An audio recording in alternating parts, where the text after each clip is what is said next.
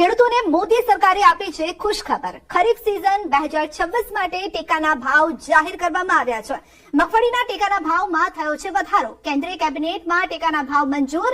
મગફળીનો ટેકાનો ભાવ 1503 રૂપિયા પ્રતિ મણ નક્કી કરાયો। 2025 કરતા મગફળીના ટેકાના ભાવમાં 51 રૂપિયા વધારો કરાયો છે।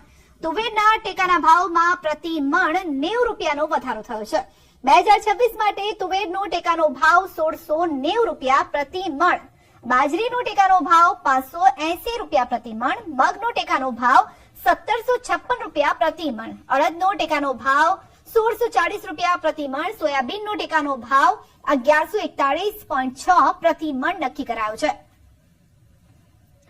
તો ખેડૂતો માટે આવ્યા છે સારા સમાચાર। મગફળીના ટેકાના ભાવમાં વધારો થયો છે, 51 રૂપિયાનો વધારો અહીંયા, અને આ ભાવ વધારા સાથે ખેડૂતો પણ અત્યારે ખુશ જોવા મળી રહ્યા છે, કારણ કે જે ઉપજ તેઓએ મેળવી હશે તેના તેમને સારા ભાવ મળશે। जितने भी खरीफ के क्रॉप्स हैं उन सब में कॉस्ट प्लस 50% या 50 से अधिक टोटल 2,60,000 करोड़ रुपए किसानों को पे आउट जाएगा इस पूरे फैसले से। और इस साल का एनुअल खरीफ प्रोक्योरमेंट होगा 824 लाख मिलियन मेट्रिक